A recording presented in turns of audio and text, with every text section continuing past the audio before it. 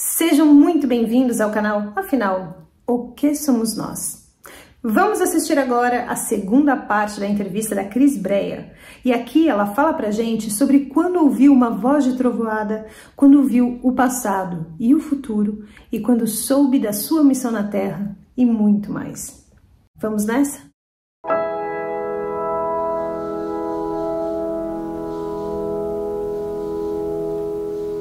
Você chegou a conversar com alguém da equipe médica sobre o que você tinha visto, para saber se de fato aquilo tinha acontecido? Eu quis muito conversar com o próprio médico e contar, sabe? Mas quando ele falou que ele estava fazendo especialização em psiquiatria, nessa época eu já estava estudando a pedagogia, e daí falavam muito em alucinação, delírio, esquizofrenia, essas coisas. Aí aquilo parece que formou assim uma barreira, sabe? E eu não consegui, mas eu queria contar para alguém ali. Eu queria contar, mas eu notava que, mesmo depois, quando eu saí do consultório do médico, eu quis ali fora conversar com alguém, as pessoas olhavam assustadas para mim. Você teve um choque anafilático, com parada cardíaca, por causa da dipirona, mas eu entendi que tinha sido informado já para a equipe médica que você já era alérgica. E na conversa depois pareceu que o médico não sabia. Como é que ficou essa história? Afinal, tinha sido informado ou alguém errou ali no meio do caminho? O que aconteceu com relação a esta informação da sua alergia que você já tinha? Carlos, ele reperguntou, tudo isso que você está me perguntando, ele reperguntou de volta, tá? Ele fez a pergunta. Ele disse, eu lembro que você comentou que você ficou inchada. E ele estava anotando, né? Porque ele tinha minha ficha ali. Ele estava olhando a ficha e fazendo uma carta para mim apresentar para um alergista. Aí ele perguntou o que eu tinha sentido quando eu tomei a dipirona há 15 dias anterior a esse fato, né? Eu disse que eu enchei assim as mãos, enchei os pés e fiquei assim com uma falta de ar, né? Porque eu tive uma dor também semelhante a essa e foi aplicado o Buscopan com dipirona. Então foi isso que tinha me acontecido. Aí eu perguntei para ele se poderia ter sido alergia. Daí eu disse assim, doutor, mas o senhor não receitou Buscopan com paracetamol? Daí ele disse assim, então, eu receitei. Só que a gente examinando, isso ele conversou ali, examinando os frascos do que foi aplicado em mim, foi encontrado dipirona. Ou seja, foi um erro no meio do caminho. Sim. É porque não teve, essa é uma observação, não teve nenhum outro paciente anterior a mim por um período de 1h30 antes de mim, sabe? Aí depois eu não sei, depois das 8h30 eu já não consigo mais explicar, então, mas eles conseguiram ter acesso ao material que foi dado para mim e foi encontrado a dipirona. Você disse que assim que você chegou, você ouviu uma voz dizendo para você se despedir das suas filhas. E depois você falou no final, assim, eu até anotei aqui, que uma voz disse, você morreu. Eu fiquei um pouquinho confuso. Você ouviu 2 vezes ou eu estou misturando assuntos? Antes de ir para o hospital, quando eu estava em casa, eu já sentia no ar que volta e meia ficava silêncio. Imagina, você escuta barulho. Eu morava, na época, não chega a dar 150 metros da praia, na época. Então, tu escuta o batido da onda da praia, escuta o vento, escuta tudo, né? E, de repente, ficava silêncio. Um silêncio absoluto, absolutíssimo, assim, sabe? E aquilo me incomodava. E quando, na hora que eu vou para entrar no carro, para ir para primeiro pronto atendimento ali, eu escuto uma voz, se despede das suas filhas. E eu dou um beijo e um abraço nelas, muito apertado, de despedida mesmo. Eu sinto que eu não vou voltar. Na hora que eu estou indo no primeiro atendimento de socorro, que eu não vou voltar. Não sei por que veio aquela informação, sabe? E eu sinto assim, eu disse assim, eu amo muito vocês, independente do que aconteça com a mamãe. a mamãe ama muito vocês. E eu vou para lá, sabe? E fica essa coisa, barulho e de repente ausência de barulho, silêncio absoluto. E lá, enquanto eu estava conversando com o médico, eu queria entender o que aconteceu comigo, ali vem a voz, você morreu. A mesma voz. A mesma voz. Isso antes daquele senhor que foi o anjo que levantou você, antes dele aparecer, você ouviu essa voz? Já depois que eu já tinha voltado, já tinha tudo, já estava lá no consultório com o médico fazendo a cartinha pro alergista. Ah, foi quando você ouviu essa mesma voz? Sim, você morreu. E eu conseguia sentir a presença desse ser de luz junto ali. Vi a aura do médico e dava a sensação que aquele ser de luz estava à minha esquerda, de quem olha para o médico. A voz seria desse ser? Sim, parecia ser dele. Só que ele não estava materializado na mesma forma como eu vi durante a IQM, mas eu sentia a presença dele ali. Ou seja, ele já estava te acompanhando antes de você chegar no hospital, visto que ele que te falou para se despedir das suas filhas também. Eu acredito que sim, Carlos. Hoje esse é o entendimento que eu tenho. O médico ter falado para você, aconteça o que acontecer, não saia dessa sala, é uma pista fortíssima de que ele entende muito mais do que a gente possa pensar sobre tudo isso. Porque ele visivelmente estava considerando a possibilidade de você, da sua consciência sair dessa sala, digamos assim. Como eu nunca tinha ouvido até aquele período, e eu depois só fui entender o que era EQM anos mais tarde, né? E aquilo me chamava atenção. Porque eu lembro ainda a última visão de eu olhar assim, ver o enfermeiro, né? Eu lembro dos enfermeiros fazendo pressão nas minhas pernas, eu olhar para trás, olhar assim, não ter piscado a vista, o corpo ainda tremendo, e ao mesmo tempo que eu olhei para lá, vi os enfermeiros, e olhei para cá, já volta a visão para olhar pro médico que está vindo com essa luzinha no meu olho, porque eu vejo a luzinha entrar no meu olho, eu consigo perceber a luz, eu não sei o nome daquele aparelho, aquela lanterninha dele lá que ele usa para olhar a pupila. Quando ele vai, ao mesmo tempo que ele está olhando a minha pupila, eu sinto ela penetrando no meu olhar, ao mesmo tempo eu já estou sentindo a dor saindo do meu corpo. Aquela dor que estava no meu peito, na minha cabeça, tudo isso que eu estava sentindo que era terrível, aquelas contraturas musculares que parecia que estava rasgando os meus músculos, uma coisa muito horrível que eu estava sentindo, ela começa a sumir. E foi nesse momento que você passou a ter duas visões? Sim. Nesse momento que eu consigo ver que eu estou atrás do médico, a hora que ele bota a luzinha no bolso, no que ele bota a luzinha, ele disse, ela entrou em choque, mas antes ele já tinha falado as 3 frases, aconteça o que acontecer, não saia daqui.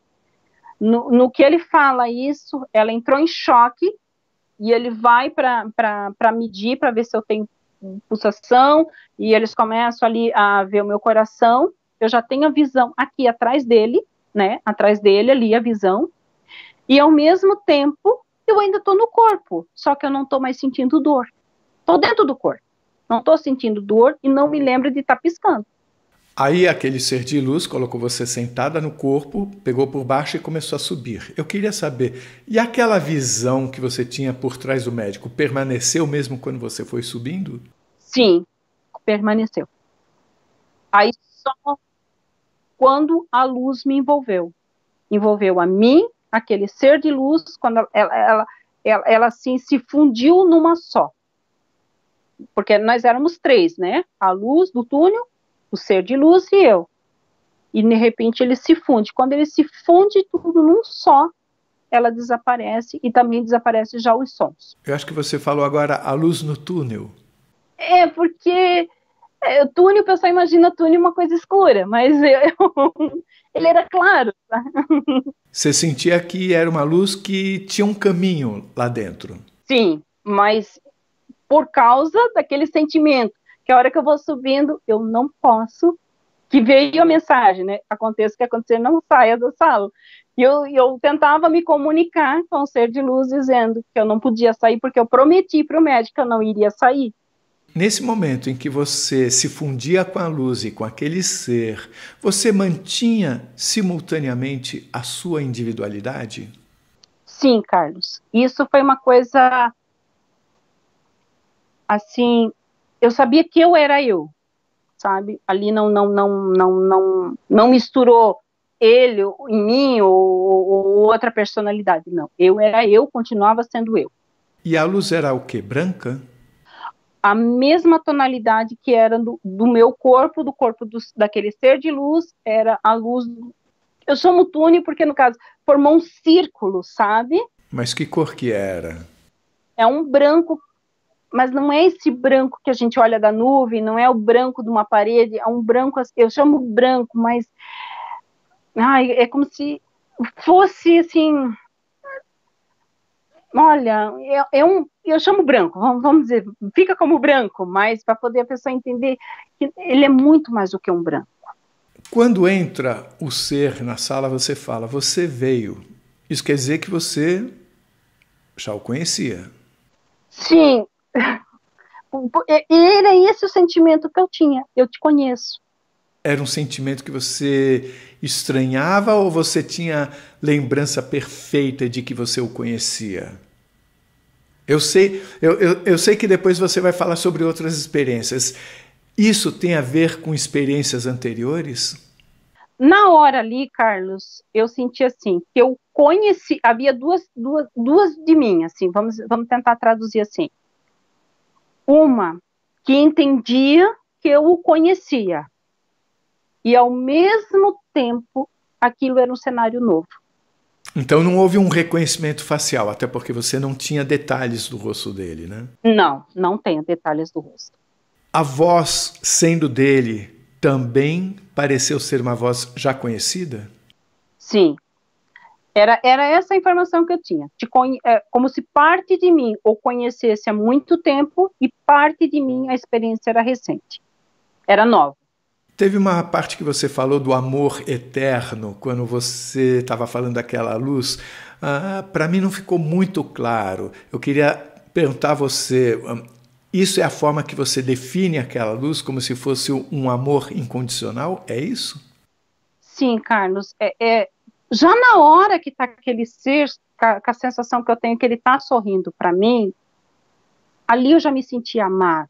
Ele irradiava esse amor, ele emanava esse amor, sabe? Aquilo foi chegando. Assim, humanamente olhando para mim, naquele momento presente que eu estava vivendo muitos conflitos pessoais, né? Muitos problemas pessoais. Então, às vezes você não se acha amado, não se acha amado por um amigo, por uma amiga, não se acha amado por um relacionamento, né? Então, eu estava vivendo problemas particulares ali, né? Então, mas quando aquele ser veio, ele não te condiciona se o teu cabelo tá bonito, se o teu corpo tá bonito, se a tua pele tá bonita, se a roupa que você tá vestindo ou não tá vestindo tá adequada. É um amor que não pontua algo para você ser amado. Apenas te ama pela tua essência. Quem você é. Te ama pela tua essência. Sabe? É uma coisa que toda vez quando eu lembro disso, eu me emociono muito. Porque você é amado pela sua essência, quem você é. Isso aqui, corpo, mão, a pele, se tem rugas, se tem cabelo branco, se não tem, nada daquilo importa. Se você fez, deixou de fazer, deixou de amar alguém, nada. É um amor, por isso que eu disse, é um amor realmente incondicional, um amor infinito, que parece que nunca vai acabar. Você disse que você subiu, a luz foi diminuindo até o momento que você acordou de volta no corpo. Porém, depois você soube que você subiu e desceu 3 vezes, conforme foi relatado para você por aquela senhora, né? Sim. Mas você não se lembra disso, você se lembra de ter ido e voltado. Isso está correto? Sim, Só disso que eu lembro. Quando eu vejo essa questão e como foi desenvolvido que você voltaria porque você tinha uma missão, me dá a entender de que fora daqui também existe o livre-arbítrio, ou seja, as coisas não estão tão determinadas assim. É como se, pelo curso natural das coisas, fosse para você ir embora, mas houve um repensar fora daqui que determinou que você deveria ficar. Isso faz sentido para você sentir que existe também um livre-arbítrio fora daqui? Faz, Carlos, faz, porque eu não lembro de ter conversado, não lembro de ter pedido para voltar, né? A única sensação que fica para mim, por uns 15 dias ficou, mais ou menos, eu tenho, eu vou botar com raiva, entre aspas, não, porque é uma raiva de odiar muita coisa. Mas, como fosse assim, estava tão bom lá, por que me trouxeram de volta, sabe?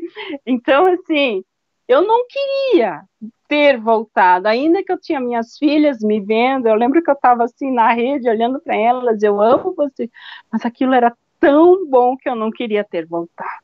Mas na hora você não teve nenhum pensamento, porque não foi dada a você a possibilidade de, tipo, você quer voltar ou não. Isso não aconteceu. Não, eu não lembro dessa conversa, não lembro de nada disso. A única coisa que eu tinha era um sentimento porque me trouxeram de volta, mas não, eu não estava com relação ao médico. Parece assim que eu me comunicava com alguém. Vocês me trouxeram de volta. Por quê? Estava tão bom lá. Depois, você entendeu? Depois, eu estava em casa, depois da casa da senhora, aqueles 15 dias ficou esse interrogatório. E qual é a minha missão? E aí, onde eu perguntava para eles. Como se eu tivesse um entendimento. Assim, eu vou tentar traduzir o que eu sentia depois, nesses 15 dias.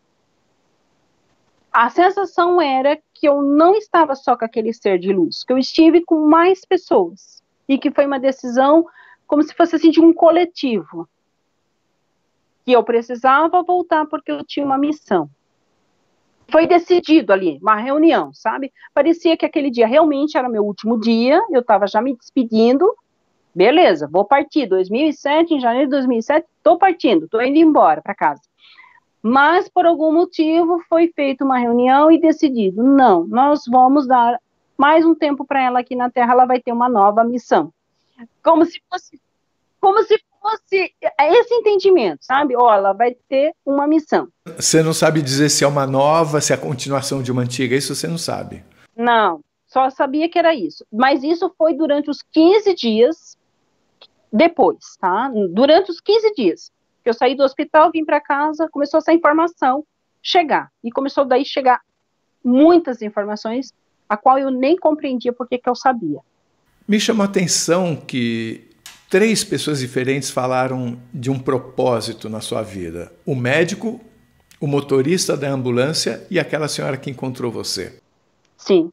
As 3 falaram essa palavra, propósito, ou você está traduzindo aqui de uma forma simplificada? Como é que foi isso? De que forma essas 3 pessoas colocaram esta questão de você ter um propósito ou missão? O médico foi bem enfático. Ele disse assim, você ainda tem uma missão.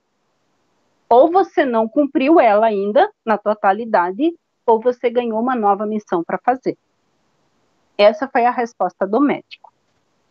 Daí eu fiquei paralisada, sabe assim como quem diz, então esmiuça aí para mim porque eu quero saber o resto, né, que eu voltei de lá e eu não sei.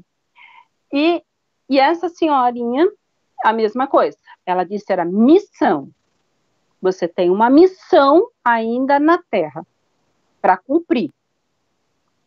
E o da ambulância, ele disse, você só voltou porque você tem um propósito. Cris, somando tudo que eu entendi sobre a sua trajetória até hoje na sua vida, a sensação que eu tenho é que essa experiência de quase morte é o que nos permitiu estar aqui conversando, mas ela está dentro de uma rede complexa de informações que aconteceu desde muito cedo. Então eu gostaria muito que você compartilhasse tudo isso conosco. Por favor, a palavra está com você. Obrigada, Carlos. Então, quando eu tinha 6 anos de idade, isso no ano de 1979, né, tem que revelar a minha idade, eu lembro que era o mês de setembro, porque minha irmã nasceu, foi o meu presente, eu ganhei uma irmã de presente de aniversário. E o melhor presente que alguém pode ganhar. E eu lembro que minha mãe estava fazendo minha irmã dormir, ela tinha, eu acho que não devia ter 6 dias de vida, mais ou menos, esse período, e eu estava lá fora quietinha, porque a minha irmã tinha que dormir, e eu estava olhando o céu, e o céu aquele dia estava sem nenhuma nuvem, nenhuma, um céu assim, azul, mas um azul límpido, totalmente límpido, sabe? Aquele azul sem nenhuma nuvem. E eu fiquei ali sentadinha, olhando, enquanto a minha mãe estava tentando fazer ela dormir, que minha mãe depois ia fazer algo para mim. E eu fiquei ali sentadinha, olhando, e disse assim, mas deve morar alguém nesse céu, porque ele é tão lindo. Sabe aquela inocência da criança de 6 anos? E eu ali sentadinha, olhando. E no que eu estou olhando para o céu, aquela voz, é uma voz, ela parece assim, quase parecida, tentar descrever, mas até hoje eu não consigo achar as palavras corretas. É como se ela fosse assim, quando o raio cai, sabe? Mas não aquele raio muito perto, aquele raio um pouco mais longe, aquela trovoada assim, que dá aquele cabum da trovoada, e ao mesmo tempo, como se fosse um barulho de uma cachoeira com muitas águas junto, sabe? E nítido, aquilo era nítido, aquilo ecoou o meu nome, Cristiane, e aquilo ecoou assim, dando eco no céu, chamou pela segunda vez Cristiane, e aquilo ecoou de volta no céu, e chamou pela terceira vez Cristiane, e aquilo ecoou, mas a voz não era feminina, a voz era masculina, só que com esse formato, esse timbre de voz, como fosse uma trovoada muito longe caindo, né, aquele barulho do raio quando cai, aquele estrondo que ele faz, mas assim, não tão forte quando cai perto, né, assim, mais ou menos aquela intensidade, mas disse o meu nome. E eu levei um susto, dei um pulo, porque aquilo assim foi muito forte, o barulho, e eu entrei dentro de casa correndo, tremendo, assim, mãe, a mãe me chamou. Aí minha mãe, não, eu tô fazendo a sua irmã dormir. A mãe não ouviu? Ouviu o quê? Eu disse, lá fora, olha o barulho que fez no céu. Chamou meu nome. Alguém que mora naquele céu chamou meu nome. Porque no local que nós morávamos, isso era em Joinville, era uma cidade assim de loteamentos novos, então nós não tínhamos vizinhos, e os poucos vizinhos que tinha, você não tinha eles em casa, né, porque a maioria trabalhava fora e também não era comum ver crianças na rua, era um loteamento assim novo, pouquíssimas, eu acho que se tivesse 20 casas ali naquele período, era muito, e assim, muito afastada uma da outra. E, para tanto, no colégio que eu fui estudar, eu só encontrei uma única Cristiane. Não tinha nem a possibilidade de alguém estar chamando um filho por ali, né? Não tinha, eu conhecia depois todas as crianças ali da vizinhança, então não tinha ninguém com esse nome. E aquilo me incomodou. Assim, incomodou no sentido de querer saber quem, então, que mora naquele céu, já que chamou meu nome. Então, alguém mora lá, né? E eu queria saber. A partir daquele momento, começa as minhas experiências, propriamente, vamos dizer assim, começa o começo de tudo, a partir desse período. A partir desse período, eu creio que um pouco mais para frente, eu começo a ter sonhos assim, muito, muito realistas, sonhos muito vívidos, sonhos de coisas que estão para acontecer, inclusive de uma senhorinha que faleceu, sonho depois que eu vejo, eu ainda nunca tinha ido a um velório, né? Então eu vejo um irmão de uma colega minha, vizinha ali nossa, de criança que a gente brincava, eu vejo o irmão dela deitado numa caixa de madeira com a mão assim, e eu com a maior inocência falo isso para ela, e disse, eu sonhei, eu vi teu irmão tá deitado e ele tá numa caixa de madeira, e vocês estão tudo ao redor dele chorando. E ela fica braba comigo. O que? Tu tá dizendo que o meu irmão vai morrer? Eu disse pra ela, mas eu sonhei. O que é? Isso é morte? Porque eu ainda não tinha noção do que era morte, porque eu ainda não tinha vivenciado a questão do luto, de ver alguém falecer, né? Então, era uma informação a qual eu não tinha, não sabia descrever. Então, só dizia que era uma caixa de madeira. E nessas experiências que começa de 79 para cá, eu lembro que eu ainda não estava em período escolar, eu ainda ia para a escola, eu entrei com 7 anos na escola, eu começo a ter uma das experiências mais impactantes para mim ali, aos 6 anos, que é que alguém me chama, novamente aquela voz parecida com a voz da trovoada, me chama, e aí quando ela me chama só uma vez, e quando ela me chama eu já estou no teto do quarto, assim, e do teto do quarto eu tô com medo porque tá escuro, porque quando criança a gente tem medo de escuro, né? Então, eu tô com medo do escuro, e ao mesmo tempo que eu tô com medo do escuro, aquela voz tá me acalmando. Não tenhas medo. E no que eu vou subindo, eu vejo que lá fora tá claro, tem lua. Não tá escuro lá fora. E o medo vai embora. Essa experiência você teve dormindo? Dormindo, com 6 anos de idade. Enquanto que aquela primeira você estava acordado olhando para o céu. Olhando para o céu. Ok, continue. E daí chamou, não sei o horário, porque estava escuro, então não tive acesso. Eu sei que eu já devia estar num sono bem ferrado.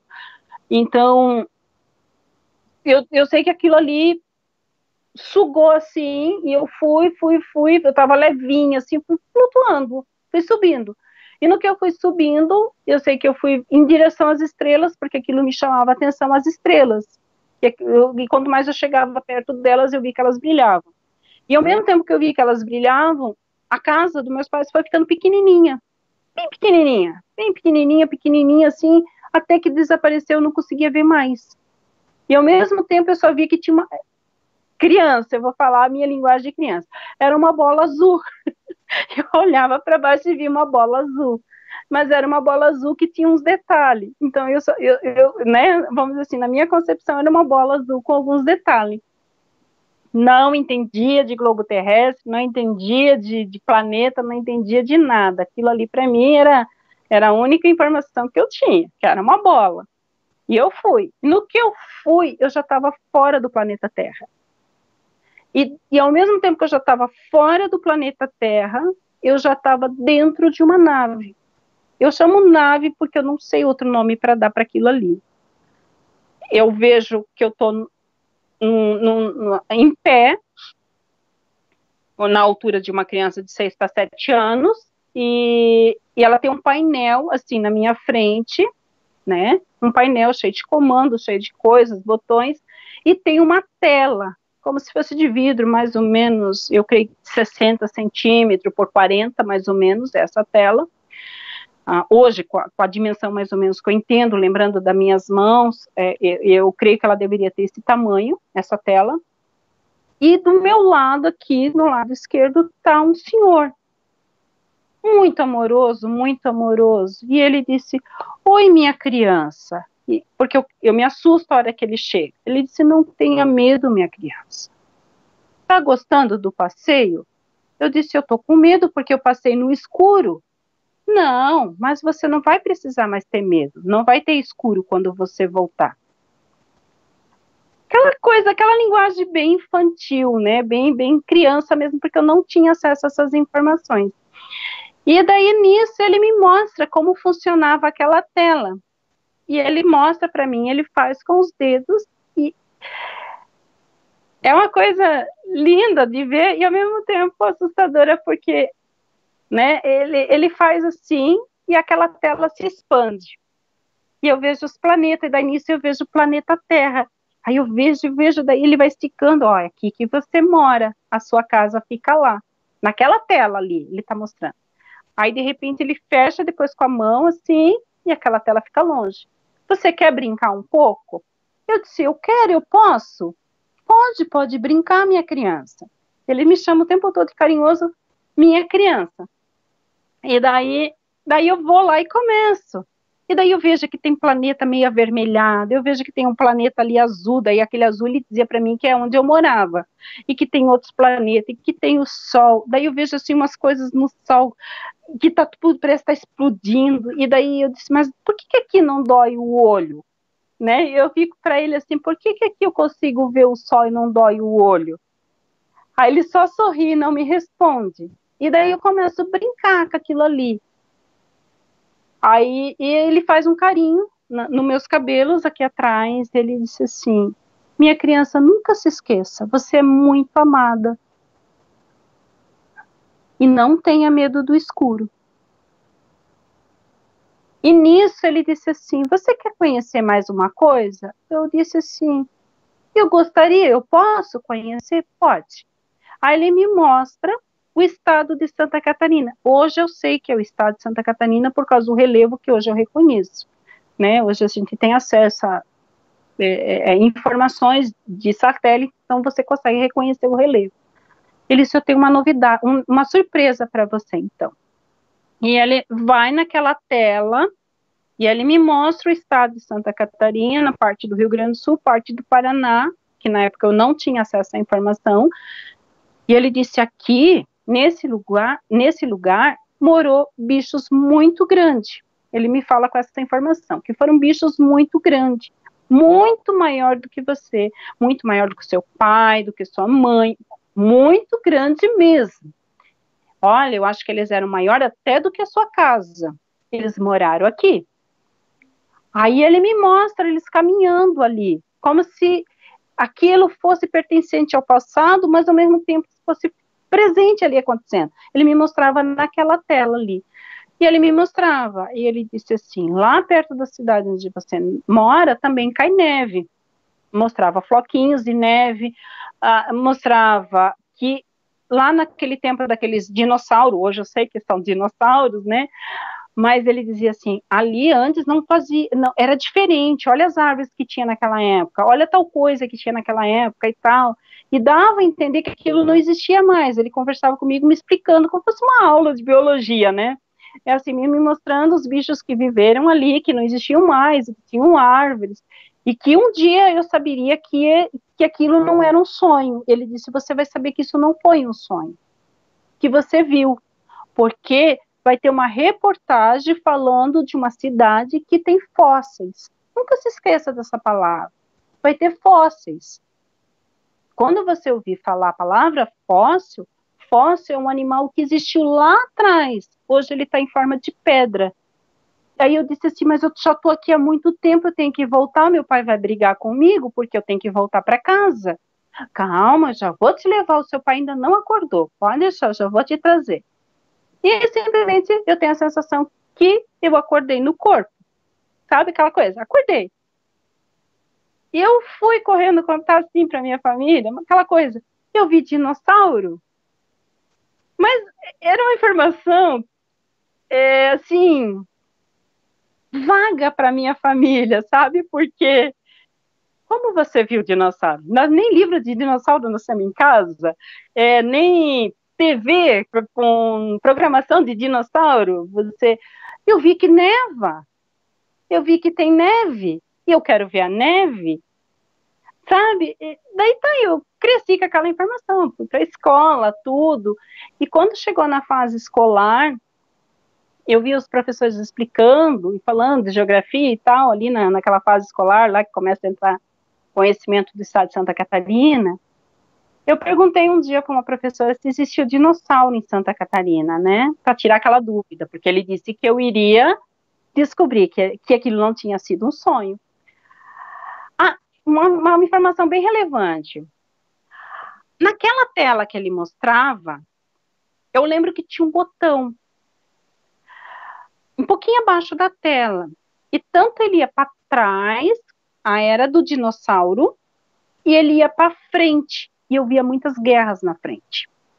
e via até depois de eu existir, que eram muitas guerras. Diz que aquilo eu ficava encolhida nele, abraçava ele, que eu não queria mais ver aquilo. Ele disse, não tenha medo. E ele me mostrava tanto para trás os dinossauros, né? E ele me mostrava para frente guerras. E entre essas guerras que eu vi, uma das coisas que me chamava muita atenção ali, que eu nunca esqueci, foi que eu vi um muro sendo derrubado por marretas. Que anos mais tarde eu fui compreender que era a queda do muro de Berlim. Mas eu via muitas pessoas ao redor de um muro muito grande e sendo derrubado. Aos 6 anos eu já tinha essa informação que eu via isso, e que haveriam muitas guerras sucessivas depois. E tá, daí voltando à escola. Aí eu perguntei, acho que eu devia estar no 5º ano, se havia dinossauros. Aí a professora disse que não, porque só tem para os Estados Unidos, só tem para a Austrália, que não sei o quê, que tal, que no Brasil não tinha dinossauro. Mas aquilo, sabe assim, não colava. Disse, tá, ou então eu vai ver que eu tive um sonho mesmo, então não é real. Aí eu perguntei uma outra aula, neve em Santa Catarina? Não, porque até depois eu fui descobrir que aquela professora nem era de Santa Catarina. Eu acho que ela veio do Nordeste. Então, ela não tinha essa informação também. Então, eu não posso dizer que ela não sabia, porque ela realmente não tinha essa informação. Mais tarde, anos mais tarde, eu fui saber que ela era recente ali. Então, ela não conhecia o estado de Santa Catarina. E daí tá. Aí, quando eu estava na 8ª série, veio uma informação numa reportagem que tinha neve caindo. Isso foi em 88. Aí eu disse, pois é, ó, tem neve. Tem bastante frio, tem neve. E dos dinossauros, foi uma reportagem, deve estar fazendo mais ou menos uns 4 anos atrás, que isso daí foi o que me chamou a atenção, foi de Alfredo Wagner, é uma cidade não tão próxima aqui de Indaial, onde eu resido, mas vamos dizer assim, seria na linha da 470, acompanhando, chegaria Alfredo Wagner. Tem fósseis de resquícios de área da época, vamos dizer assim, que pertenceu aos dinossauros, né? Então, tem pedaços, é comum às vezes encontrar pedaços de árvores petrificada, alguns detalhes de fósseis, né? Então, ele disse que eu iria ver uma reportagem e que iria comprovar que eu não estava sonhando, que realmente eu vi.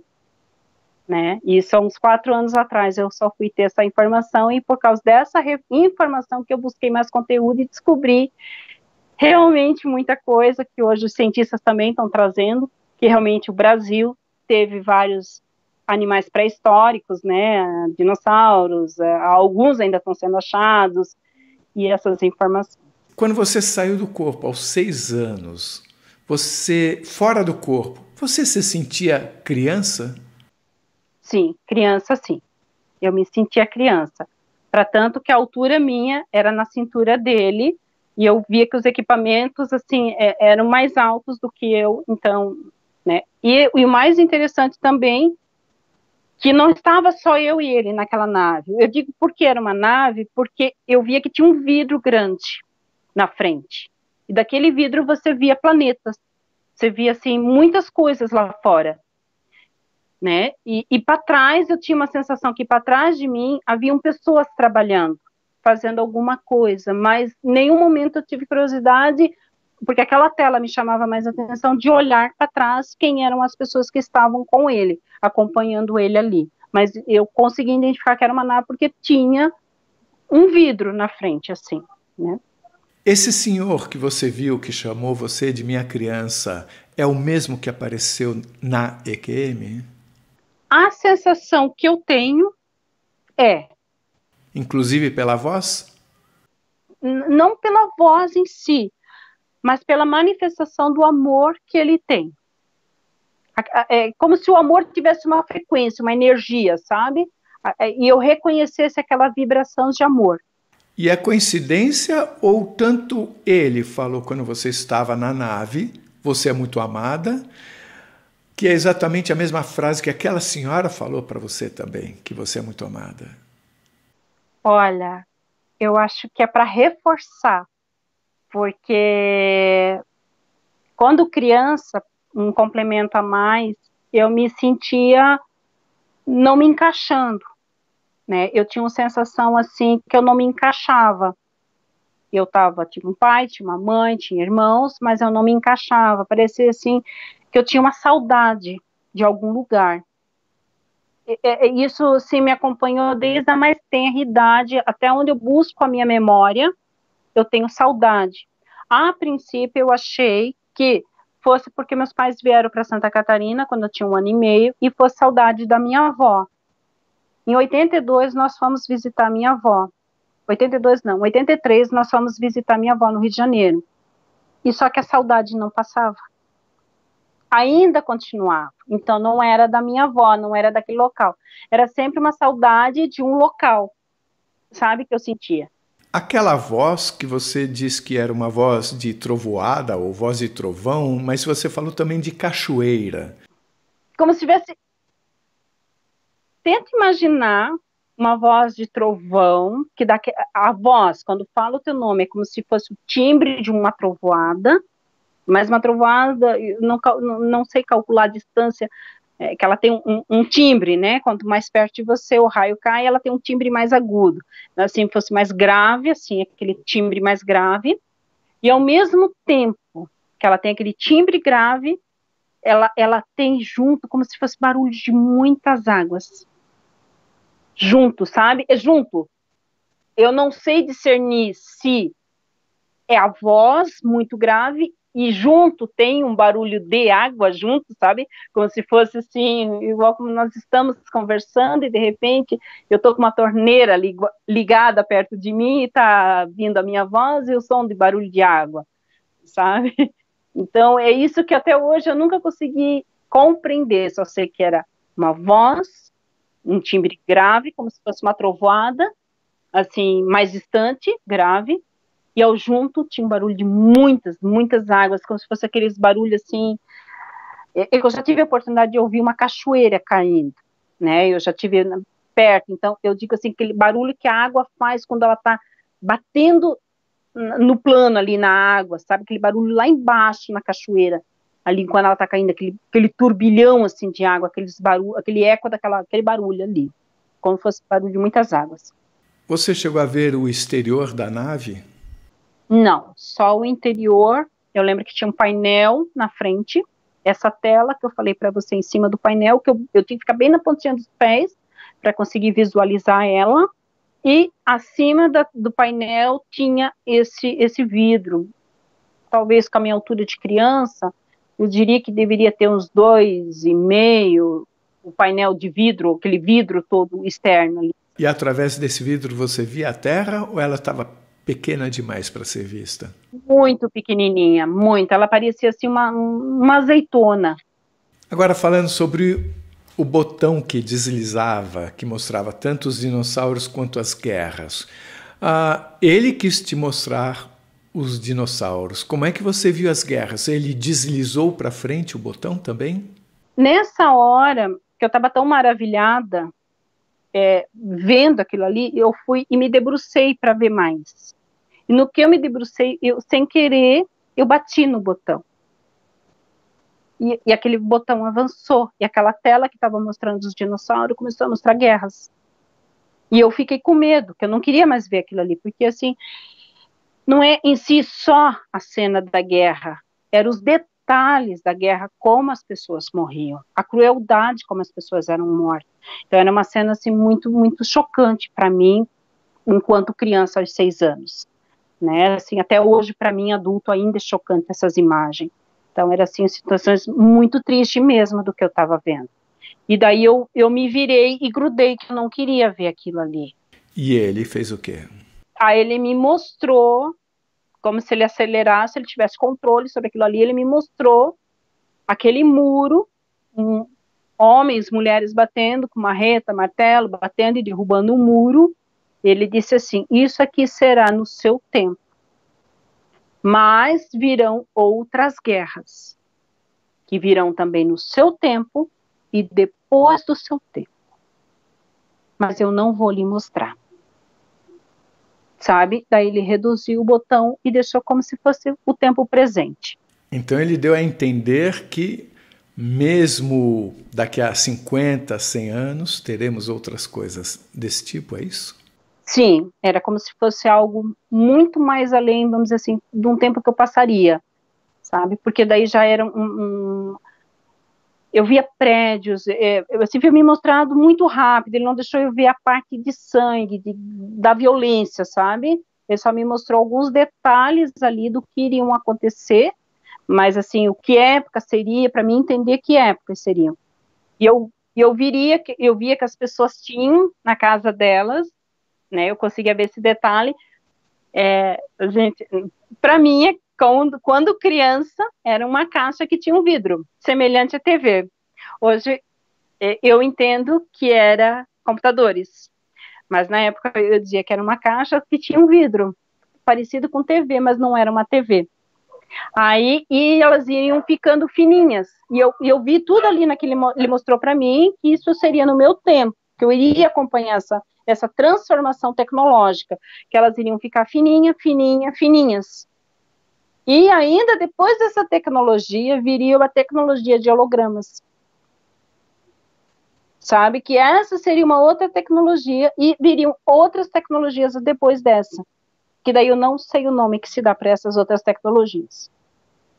Sabe? Que eu não consigo descrever o que seria para vocês, assim, para mim hoje, o que seria hoje, o que seria. Eu vou até a tecnologia do holograma. Aí eu vejo o holograma, que é um aparelhinho que as pessoas têm na casa deles, parecido assim como um coisinha, e ele abre, e ali as pessoas conversam, recebem mensagens como fossem memórias também, arquivos, sabe? Como se elas usassem no dia a dia delas.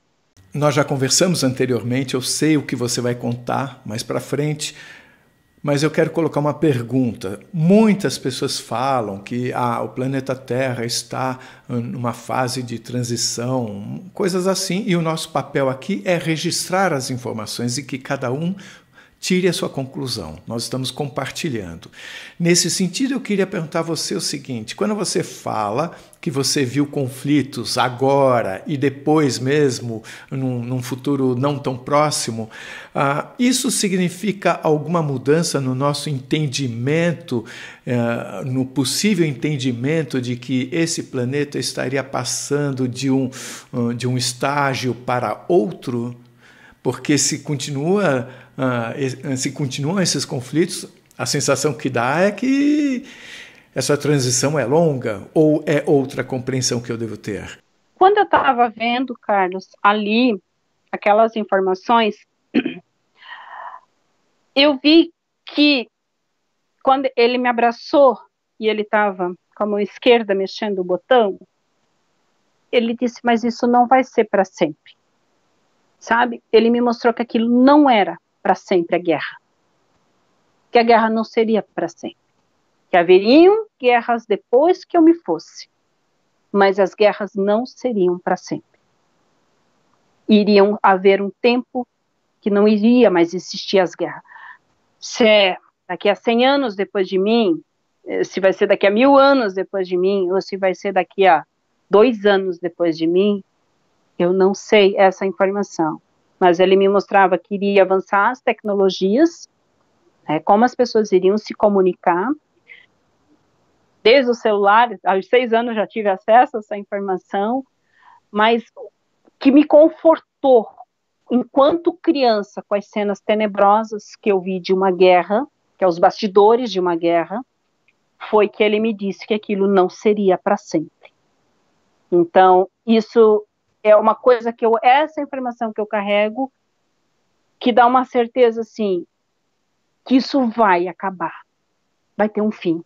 A sua resposta dá a entender de que o nosso aprendizado será um pouco lento, talvez? É como se a gente bloqueasse as nossas memórias, bloqueasse quem nós somos de verdade, e se esquecêssemos de quem nós somos. E quem nós somos de verdade? Somos seres maravilhosos de luz, de amor. Nós somos esse ser. Foi essa informação que essa madrugada.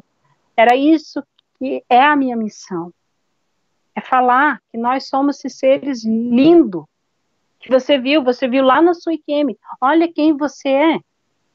Você viu ódio? Não. Eles conversaram essa madrugada comigo. Você viu ódio? Não. Você viu alguma condição da cor da tua pele, do teu cabelo, para te buscar? Não. Você é isso. Você é a essência de amor. Ai, por isso que eu fico bem nervosa, porque, Carlos, é muito assim, ó, sabe? Não deixem de assistir, mas não deixem mesmo de assistir a terceira parte da entrevista da Cris Brea, que vai ser publicada no dia 19 de março. Pode anotar na agenda. Nessa terceira parte, ela conta pra gente sobre quando foi para bem longe do planeta Terra, sobre as vozes que clamam por ajuda, sobre a origem da matéria e muito mais. Se você gostou, por favor, se inscreva no nosso canal, dê muitos likes, faça comentários, compartilhe com seus amigos, toca o sininho que você sempre fica sabendo assim que chega vídeo novo, saído do forno. E se você tem alguma dúvida ou passou por uma IQM e gostaria de compartilhar a sua história com esse bundão, por favor, nos escreva. O nosso e-mail é afinal.oquesomosnós@gmail.com. Essa é uma nova fronteira do conhecimento humano. Vamos juntos atravessá-la?